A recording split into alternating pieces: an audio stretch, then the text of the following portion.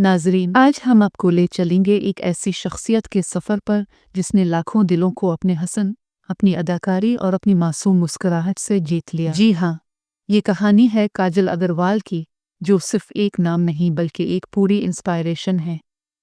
इब्तदाई ज़िंदगी। काजल अग्रवाल 19 जून 1985 को मुंबई के एक पंजाबी ख़ानदान में पैदा हुई। उनके वालिद विनय अग्रवाल एक कामयाब टेक्सटाइल बिजनेसमैन हैं, जिन्होंने हमेशा अपनी बेटियों की तालीम और ख्वाबों की हौसला अफजाई की। उनकी वालिदा वनिया अग्रवाल एक घरेलू खातून हैं, लेकिन वो अपनी बेटियों के लिए हर वक्त सहारा और रहनुमाई का जरिया बनी रही। काजल की छोटी बहन निशा अग्रवाल ने भी कुछ वक्त फिल्म इंडस्ट्री में काम किया और बाद में शादी के बाद फिल्मी दुनिया को खैरबाद कह दिया। बचपन ही से काजल नहायत ज़हीन, खुदएतमाद और खुश मिजाज बच्ची समझी जाती थी। तालीम और ख्वाब। काजल ने अपनी स्कूलिंग मुंबई के senate on view high school से की। इसके बाद उन्होंने मुंबई के कंशन चंद चेलाराम कॉलेज से मास मीडिया में ग्रेजुएशन किया। इस दौरान वो हमेशा निसाब से हटकर मुख्तलिफ सरगर्मियों में भी हिस्सा लेती रहीं, जैसे ड्रामा और तकरीरी मुकाबले। इब्तिदा में उनका ख्वाब ये था कि वो आगे चलकर MBA करें और कारपोरेट दुनिया में एक बड़ा नाम बने, लेकिन तकदीर ने उनके लिए एक अलग रास्ता मुंतखब कर रखा था। कॉलेज के दौरान ही उनको मॉडलिंग के ऑफर आने लगे और यहीं से उनकी ज़िंदगी ने नया रुख इख्तियार किया।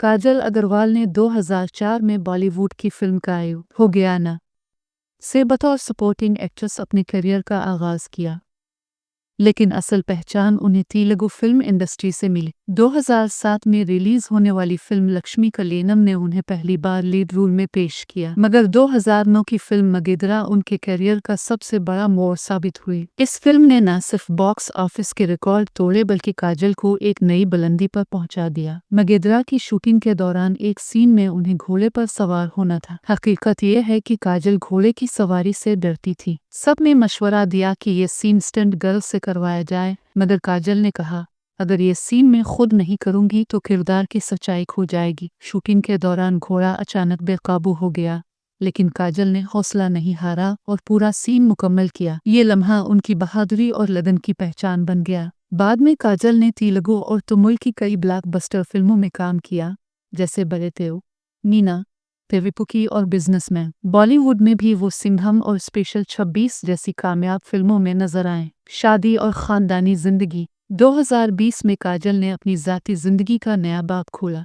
उन्होंने गौतम कुचलो से शादी की, जो एक कामयाब बिजनेसमैन और डिज़ाइन एंटरप्रेन्योर है। गौतम एक मशहूर इंटीरियर डिज़ाइन कंपनी के मालिक हैं, जो बड़े और अमीर क्लाइंट्स को डिज़ाइनिंग की सर्विस फराहम करती है। शादी के बाद भी काजल ने फिल्मी दुनिया को खैरबाद नहीं कहा, बल्कि नई तवानाई के साथ वापसी की। 2022 में वो एक बेटे नील की मां बनी। काजल ने कई इंटरव्यूज में कहा कि मां बनने के बाद उनकी सोच और तरजीहात बदल गई हैं। अब वो सिर्फ अदाकारा नहीं बल्कि एक जिम्मेदार मां भी है।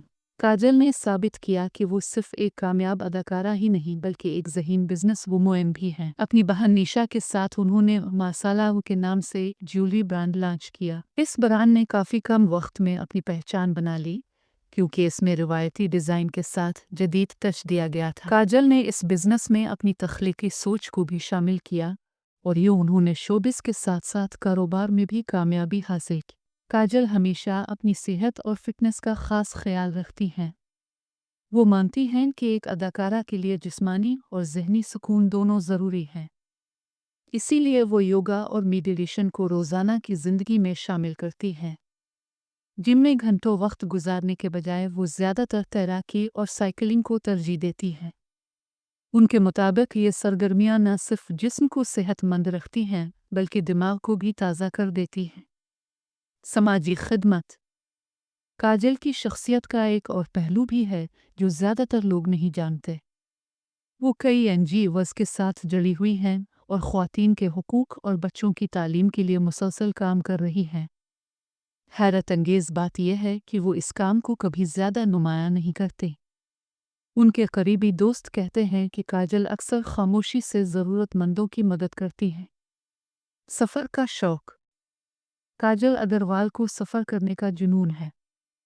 यूरोप, जापान और मालदीव उनकी पसंदीदा जगहों में शामिल हैं। वो अक्सर कहती हैं कि सफ़र उन्हें नई तवानाई बख्शता है। ان کے مداح بھی ان کے سوشل میڈیا پر دیکھتے ہیں کہ وہ کس طرح مختلف جگہوں کی خوبصورت تصویریں اور یادیں شیئر کرتی رہتی ہیں۔